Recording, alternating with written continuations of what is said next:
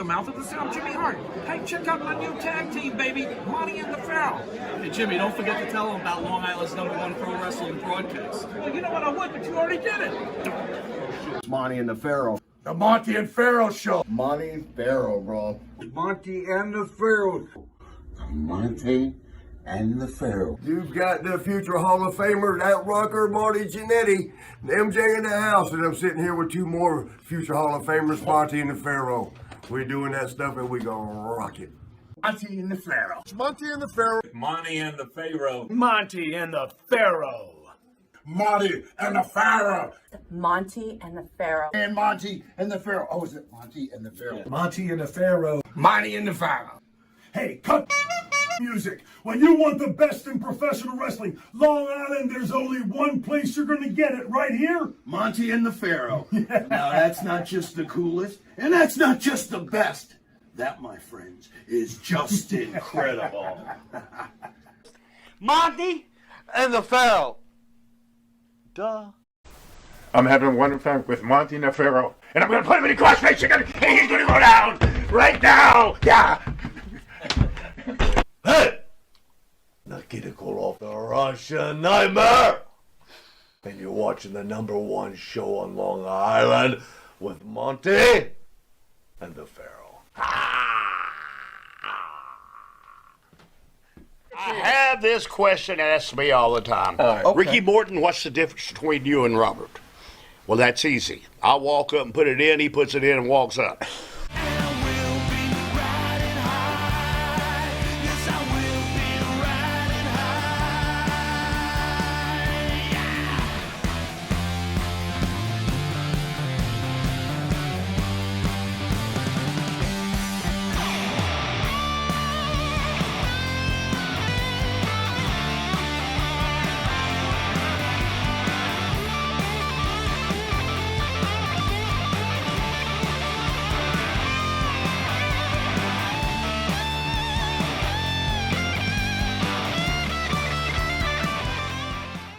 All right, welcome back to Long Island's #1 pro wrestling broadcast. Monty and the Pharaoh, filmed here out of Indie Music TV in Ronkonkoma, Long Island. What an honor! The Rock and Roll Express are in the house, baby. What's up, guys? So glad that you guys can make it. What an honor. Amanda, thank you for having us here today. You know, I'm laid back on this couch here, and I had me a sip of that good wine. I'm thinking about taking a nap. I don't know. How's it all start for you guys to getting into wrestling? How does it begin? How does it begin? I started training when I was about 10. My brother was 6 years ahead of me, Rick Gibson. And I turned pro at 17. 10 years old. We're both. Started training. We're both from wrestling families. Right. So he's talking about his brother Ricky. Sure. Ricky and Robert Gibson, professional wrestler. My dad was a professional wrestler, and I grew up in the business. It was our thing, you know. Me and my 4 brothers, we had to help our dad pull the ring, set it up. That was his job. And after all the years of being in it, which my 4 brothers had their own destiny, but professional wrestling, I loved it. And at that time was when the business was really changing to a whole different scene. Sure. But that's how we got started, right? You know, we're both from wrestling families. I knew Robert when he was with his brother. And then, you know, and it's one thing about our business is being at the right place at the right time. Of course. And me and Robert were at the right place at the right time. So you both never had any other aspirations? It was wrestling, right from almost day one. Since for I both was a of kid, you. I knew I was going to be a heavyweight champion. There you go. Interesting. Oh, well, you know, Followed my dreams. that was our dream. Our And you dream accomplished was it. to be Yeah. what we are, and it came true. Well, I remember back in the day they said, rock and roll, y'all guys would never be world champions because y'all too small. How long would we do it once? We did it 9 different times. Who said something like that to you? All the big guys. All the big guys, huh? Well, a lot Did you of laugh the at them voters- on the way out the door? Oh, well, yeah. You've been laughing for 38 years now. But understand, our business changed. Of course. And now it's for the good because you have your big companies nowadays. But see, the one thing that was bad about our business is when it was territory wrestling. Okay. And the reason you wouldn't make it is because either your top babyface, if you understand what I'm talking about, Sure. or your top heel on the territory. And I promise you, you weren't going to get over him. And that's what was bad about our business. But what was good, you could have a good run there. Now, see, my dad always told me, going on, he says, listen to me, tag team wrestling is where you need to go. He said, because you're not going to get over the top babyface in the territory. He owns it. He's not going to let you get over him. But tag team wrestling, you know that you get a hell of a push, especially if you're a babyface tag team. And it worked. And I listened to my dad, and I followed. You know, in starting in this business, he explained stuff to me. Well, I'm going to tell you this, but I'd be better off talking to that wall, because you're not going to understand a damn thing I'm telling you. But it will hit you one day, and which it did. But see, like I said earlier, Robert and I were at the right place at the right time, right when this business was changing. Sure. Yeah, What was it like working with the Poffos back in the day? Randy, yeah. go ahead. They were good. Randy Savage and I were the first ones to ever break a table.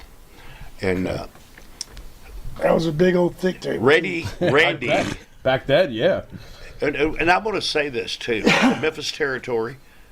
If you look in the later '80s, and everybody that was in WWF that were big names, they all come through Memphis, Tennessee, and that's where we come through. Randy was he was phenomenal. Randy hit his psychology in the ring and everything he did. And Lanny, you know, they're brothers, but they have two total different personalities. True. You know, I love both of them. When I did the angle with Randy Savage, well, it wasn't a planned angle. He power drived me through the table and it broke, and I sewed it.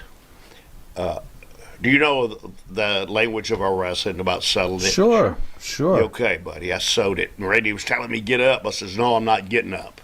Man, we just went through a table. We broke this.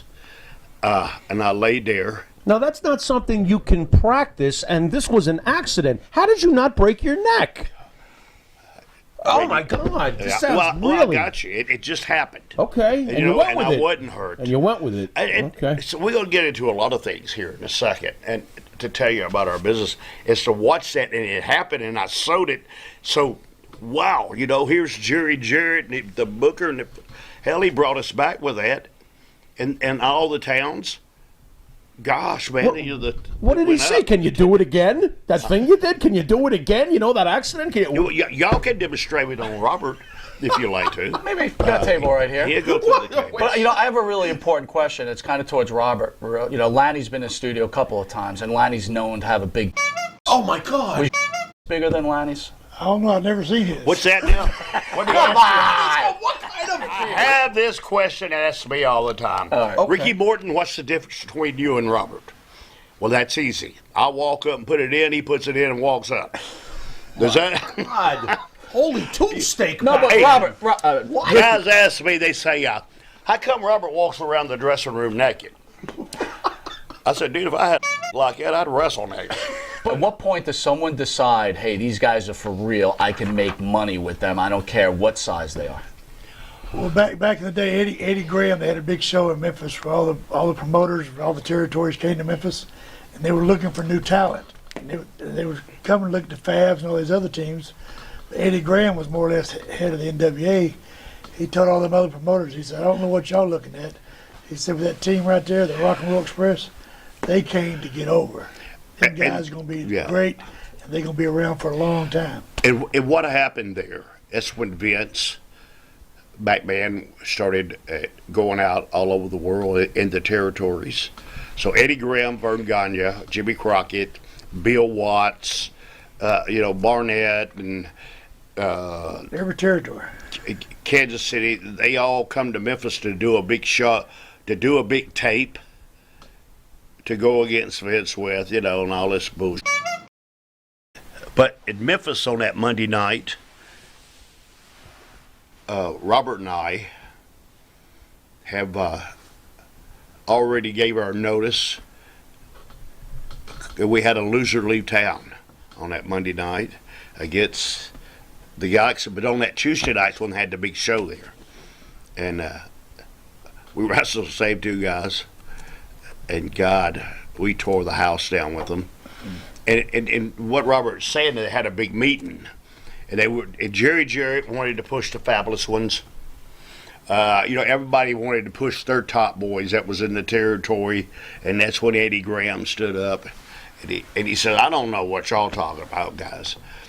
He said, "But I watched the matches." He said, "That one kid right there sewed for 20 minutes and never buried his partner. He gave his partner a hot tag. The whole roof come off the building." He says, "I don't know what y'all thinking, but them two boys right there are money, and we was going to Bill Watts' territory." Mm-hmm. And Bill Watts was glad about it. I bet he was. And that's what we did. I bet he was. It's hard to be in a territory when you're playing second fiddle to another tag team. Right. We live in a cutthroat business. Absolutely. Dusty Rhodes was the greatest mind ever in this business, and I'm telling you. Okay. Now, when you're a booker, you have things that you want to do in your head. And then you look around at your talent, and you're thinking, who can do this exactly the way he wanted it? Mm-hmm. Now, what was good about us, and Dusty told me this several times, when Dusty explained something to us, we didn't have to say, huh. Do what? Mm-hmm. Understanding the angle, and that's what makes a good work. See, a good worker in our business can work with anybody. You see what I'm saying? Yes. And is to tell that story the way he's got it in his mind, and that's what sells out. And don't get me wrong, Dusty, yeah, he pushed himself, but that son of a bitch was over, buddy. Oh. Huck Hogan wasn't the greatest worker in the world, and Huck Hogan didn't do this because you're in a position. But he was, Huck was smart. Dude, one thing that he did, and this is what the guys out there today don't understand, when you're big like Hogan and you're the top baby face in the world, when he stepped in a ring with his opponents, he made them look like they could kill him. Yep. And then he beat them at the end. Right. Then that's what got Hulk Hogan over. See, Hulk Hogan did something that I did. He sewed. Hey, Robert talks too much. Yeah. Rob, take it easy over there, will you? Yes, the greatest, in my opinion, the greatest, and Mike and I used to debate back in the day. We were raised on the magazine days before the internet. We were able to stay in touch with what was going on with the Rock and Roll Express back in those days, before the internet with the pro wrestling magazines. And I've always felt this way. The greatest tag team rivalry in the history of this business, in my opinion, was, and I didn't even get to say it because we didn't have TV for it half the time. The Rock and Roll Express versus the Midnight Express. Wow, what a rivalry. But I got to ask you, while I have you here, what was your favorite version of the Midnight Express to work with? Since there was more than, Well, yeah, they're all good. Dennis and Bobby were great. Bobby and Dennis. Then you got Stan and Bobby. Did you have a preference? Was there more magic or chemistry with a certain combination of the Midnight Express? I think Dennis was the general of the Midnight, and Bobby was Bobby was great. But seeing what made our angle last so long, okay? That guy with the racket, that guy with the tennis racket didn't hurt yes, either. but with Jimmy Cornette, and I'm going to say this. I'm going to say this, and I don't care what people think. You have everything. But Robert and I, at that time, were the best true baby-face team there was. Now, it's a lot of saying, not tag team, but the best baby-face tag team. Mm-hmm. The Midnight Express was the best heel team in the world because of the great workers. But when Robert and I did our angle with Dennis, and did like Robert said, Dennis was a general. He controlled everything. Matter of fact, he taught us all how to work, really. I mean, we knew how to work, but how to draw that money to put it in there. Condry. Yes. Nice. But he made everything right because telling him his stories to get it right, and that's where Bobby Eaton run. Bobby Eaton become one of the best workers in the business. But he learned a lot from Dennis. But you see, after you have a long feud like that, and then Dennis leaves, and here you go, you bring Stan Lane in. Now, Stan Lane, I was saying this at that time, you know, he was a good-looking man that knew how to play that part, that every guy out there that he was better than you. See what it did? It re-sparked the thing with the Rock and Roll Express and the Midnight Express. It re-sparked everything. So now here we are. We're ready for another whole run. And I promise you, we will go down in here. I think we will. We'll go down in history as the best rival ever in professional wrestling, because you guys wasn't there, and you didn't know. When you went into the arenas and you seen this, and when the Midnight Express come out, this crowd, man, they'd be throwing, you know, boom, they're fighting way to the ring. I watched Jimmy Cornette. This is the truth. I watched him get his ass whooped so many times that he learned how to fight. Right. You know, because, you know, you don't like to fight. Finally, he had enough of that. Sure. Oh, yes. Sure. Knox. Did he get good at fighting? Yes. Way to go, I didn't Cornette. know he was a manager. You know, he was out there. But Nice. the fans. They had so much heat, Jim Cornette had to put his back to the ring and look at the fans. He must have feared for his life. To be very honest, from what I could tell, it must have been like scary getting to his car after. Oh, they He hated would never you. stop till he got home. That's real heat. That's true, genuine wrestling heel heat, right yes, there. and I'm We so were in serious with Louisiana you. one time. Jim Cornette told a story. He said he's driving home, going to one of these little towns, and all of a sudden, the cop pulls him over. He thought, "What the hell? I ain't done nothing wrong. I'm real careful, so I don't get pulled over." The cop said, "Well, we got Dennis and Bobby back here. That you need to go back here and pick them up." So Jim turns around, drives back to the police station. Chief police, he walks in there, and chief police says, "Huh? So you're Jim Cornette? You're the guy that ethered the Rock and Roll Express." He's like, "Whoa, no. We saw how y'all screwed the Rock and Roll Express." Did they throw him in? Did they throw him in a can? No, they got him out. They came close though, right? Yeah. How underrated was Bobby Eaton? I thought Bobby Eaton was fantastic. Do you feel he's underrated a little bit over the years? Like he doesn't get enough love? Because I feel like he doesn't. That's just my opinion, of course. But thoughts on Bobby Eaton? From the real boys, he gets a lot of love. I bet he does. Bobby, and then I want you to stop and think about this. How many stories have you heard about Bobby Eaton? Okay. Mm-hmm. Have you ever heard any of the boys say something bad about him? Not yet. We've been doing this quite a while. Not a word. Nobody has. Yeah, not a word. Bobby is, I love Bobby Eaton. Bobby Eaton. It was a pleasure working with him. Him and Jerry Lawler, I thought, Bobby being in the tag teams, and Jerry could tell some of the greatest stories in a match there ever was. And it's not the big things. It's the little things that Bobby did in a match that caught your attention, because nobody else does stuff like that. And all, Bobby was the greatest. But I don't know if it's because Cornette's got so much heat with the offices that they have to. I don't know. I love Jimmy Cornette too. I don't care what he says of him. There's nothing he can say to make me not love him. I don't care. He has his podcast and he blisters people. He goes wild. Yes, he does. But he hates us, by the way. Just throw that right in there. Does he really? Blocked us. He blocked us. Hi, Did he Jim. really? yeah. How you doing there, buddy? Jim's not a fan. What? Hi, Jim. Hey. Well, I don't know. You're ruining wrestling. Who's ruining wrestling? You. But Me? But if Hi, nothing- Jim. Robert and I are going into the Pro Wrestling Hall of Fame in October. One in Wichita Falls, Texas. It's a great honor. Thank you guys.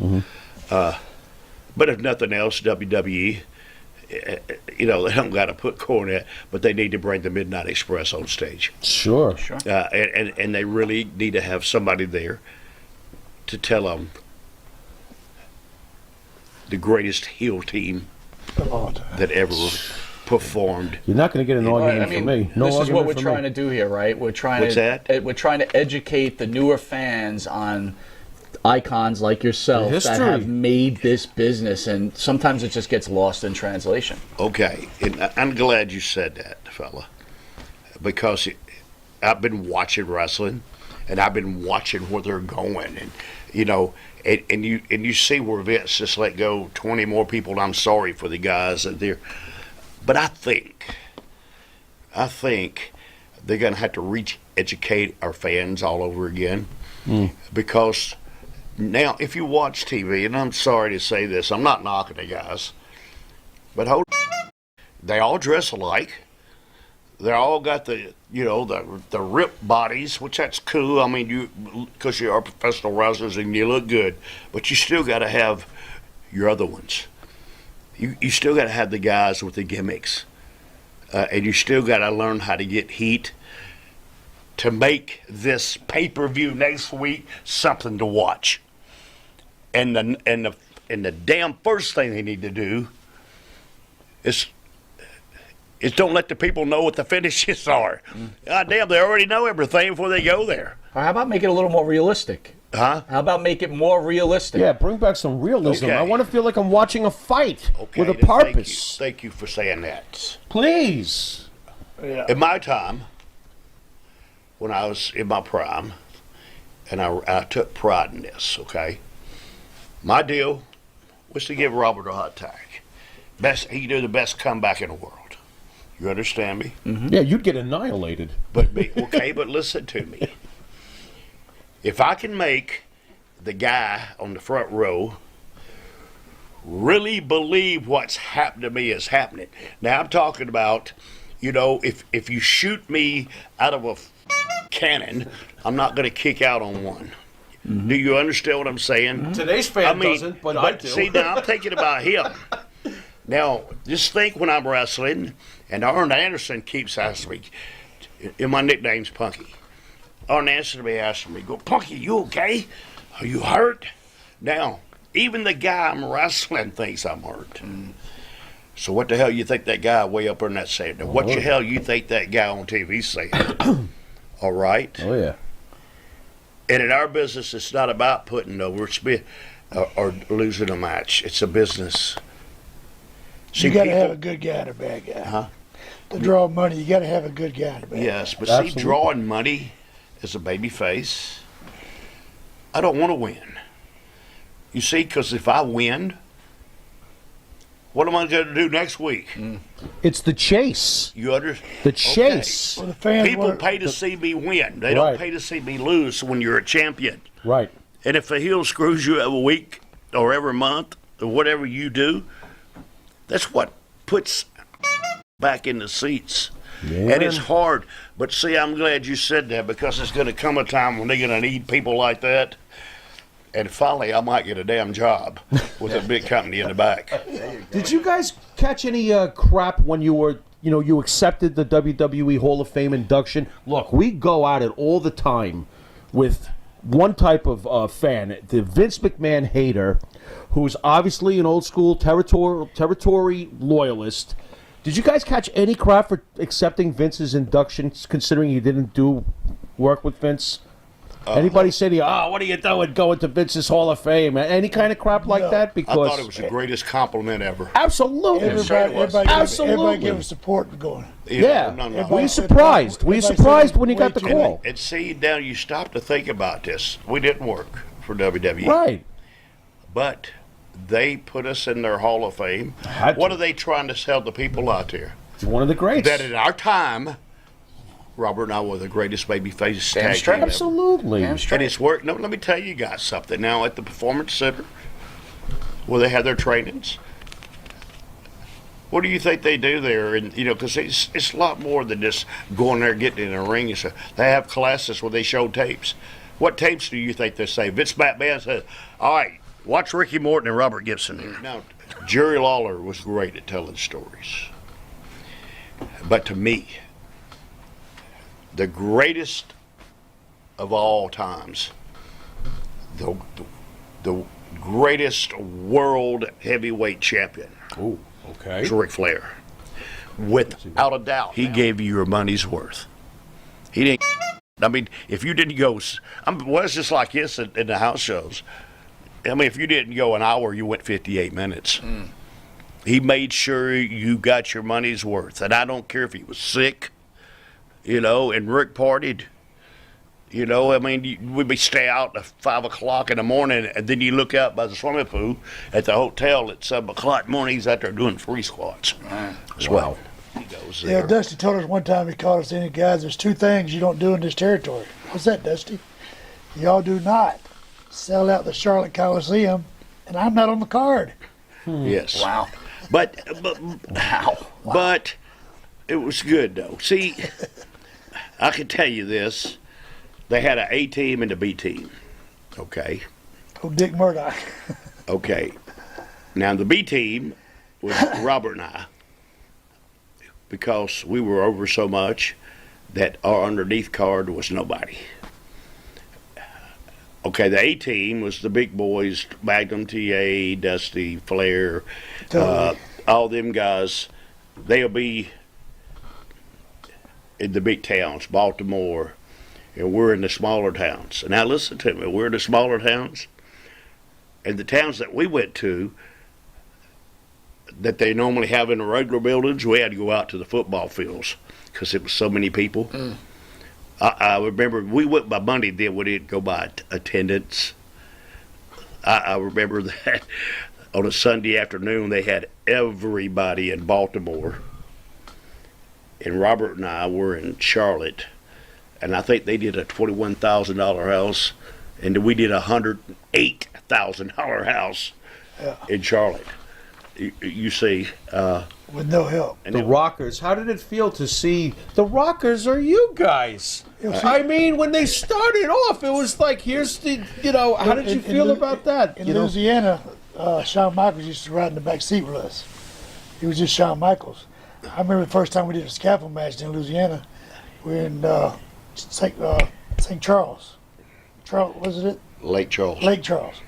Anyway, they're setting up the big old scaffolds, and Shawn went out there and he climbed up that shit halfway up, and he come back down. He goes, "Hell no." Too much. Okay, but listen to me. That's hilarious. Shorts like well, they became the Midnight Rockers. Right. It was a compliment to me. Sure. I know the boys used to say, "Hey, man, y'all better not be wearing them bandanas." Me and Rick walked in, and hey, I don't give a damn. Y'all can wear them. We don't bother us. Go ahead. Sean, here, I said, man, that's cool, bro. Yeah, that's a compliment. But you know what? And we worked a little deal with them out of Memphis, and we did good business. Yeah.